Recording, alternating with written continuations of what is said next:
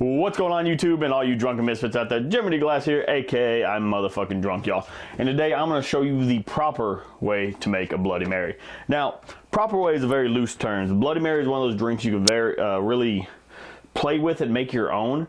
And that's kind of what I did here today. So I'm going to show you the way I make it. And I'll hint at some things on how I do things differently from the normal traditional Bloody Mary recipe you'll find. Now, I do want to say you can make everything from scratch if you want. I do a mixture of making everything from scratch and using mixes. So I do go out and I get the Master of Mixes Classic Bloody Mary Mix. So I do go out and get that, and I'll show you how I make it my own pretty much right here. I didn't even get everything out of the way for the video, of course.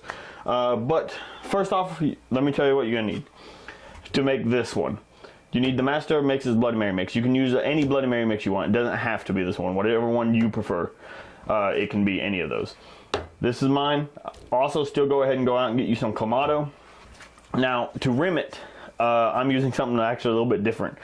Normally, I would use a Chupacabra mix with some margarita salt to rim. Today, I'm actually using a Brock Lesnar blend seasoning for like meats. Is what I'm using because I smelt it, tasted it, and I thought that the first thing that went to my mind, perfect rim for Bloody Mary. You need a lime. You need some, I prefer fresh lemons. I couldn't get fresh lemons, so we got the lemon juice. Prefer fresh lemons. You need a glass, obviously. You need your vodka, obviously. Instead of horseradish, I use pickle juice. Cholula instead of Tabasco. And of course, your Worcestershire sauce, salt, and pepper.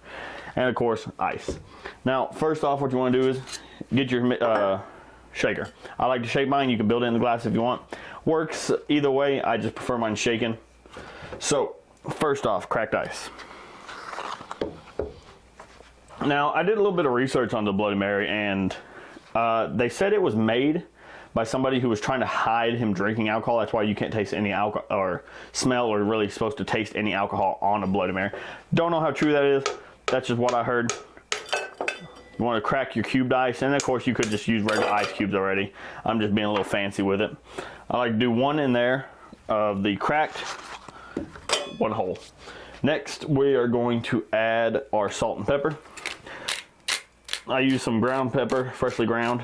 Well, I say freshly ground, it comes in a fucking thing at the store, so I don't know how fresh it actually is. But I like to use some grind pepper. Now for the salt, I like to use a little bit of pink Himalayan sea salt, and yes, I had a good amount of pepper there. I like mine to be very dirty. Decent amount of salt for me.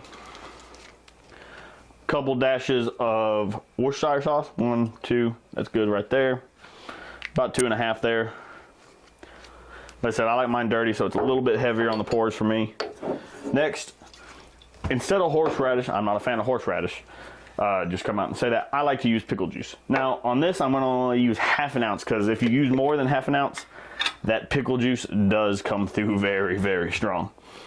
Oh, and that is more than ½ an ounce. Right about there. Just a little bit, just a dab. I like that little bit of sour in there.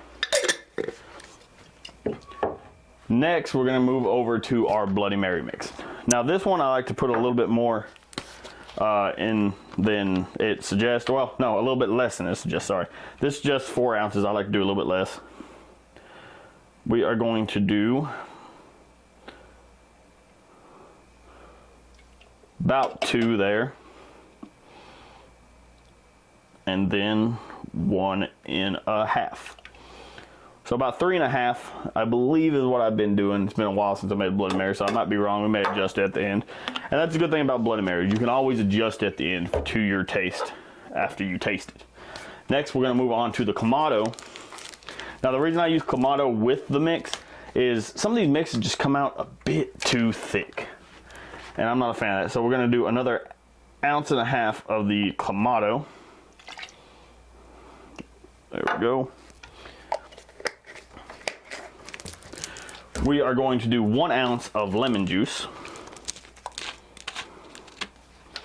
Like I said, traditionally you're supposed to use a fresh lemon. I do not have fresh lemons, could not get them because I decided to make this video at the last moment.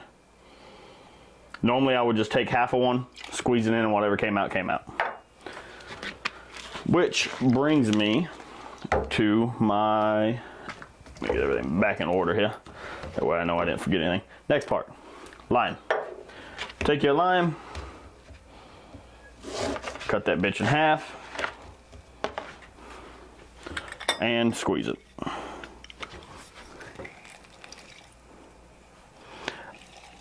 The other thing people do too is they put celery in this. I'm not a fan of celery, just eating it. Whenever I put a celery into a Bloody Mary, the entire celery ends up just being a stirring stick. So we're not doing that here. Next, what we want to do is take that lime you cut and just rim the glass with it. Get a nice little juice layer on there. Come over here to your plate that I got hidden behind everything so you can't really see it. I haven't opened this yet, but a small little part where I tasted it. God, that shit smells good. If you're wondering where to get this at, if you do want to recreate this directly, you can get it at WWE.com. It's a Brock Lesnar seasonal blend. And you don't need a lot down there, you just need a little bit. I'm only making one. I'll probably make some more throughout the night, but just a little bit down. Toss a little bit of salt on that too. And then rim your glass the best you can.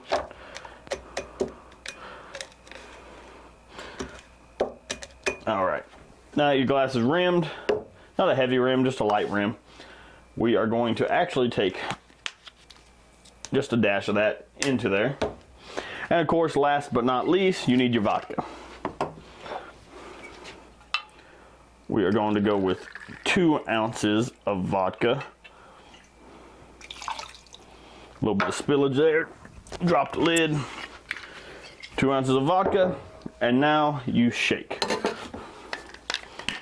Before you shake, ice cube in. Doesn't really fit entirely. And shake that.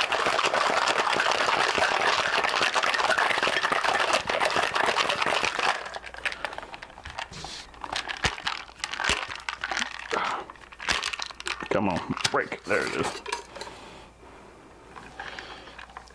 Smells about right.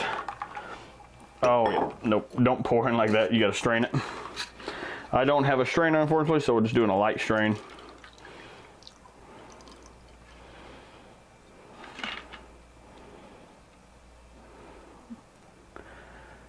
And that is practically perfect. Now, before you're finished with it, go ahead and give it a taste test.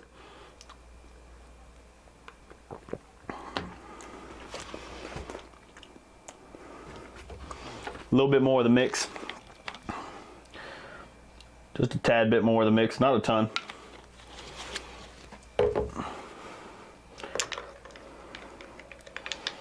And like I said, you could build these in a glass too. You don't have to go all out with the shaker. I prefer it shaken.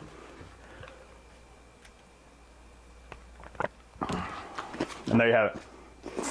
Oh, I knew something was missing. We didn't put a fucking hot sauce in. Go through all that fucking effort to make a perfect Bloody Mary for you, and I almost forget the hot sauce. Like I said, I like to use Cholula over Tabasco, and I do like a little bit of spice. Luckily, we have our bar spoon. Y'all probably caught that earlier than I did, that I didn't use the hot sauce.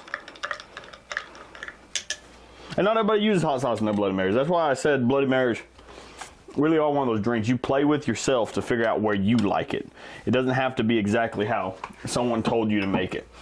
You can have a basis like this to go off of and then figure it out from there. That's the great thing about Bloody Marys. They're a perfect breakfast drink, by the way. If you need a hangover remedy, they're great for that.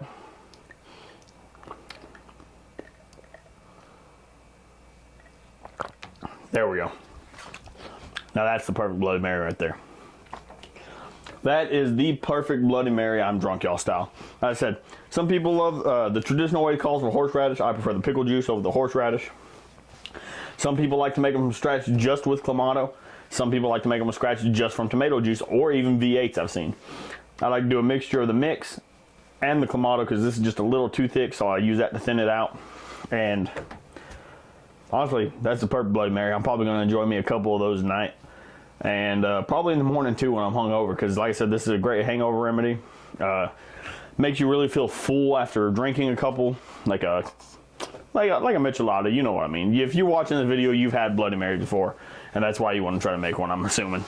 But there you have it, guys, the perfect Bloody Mary.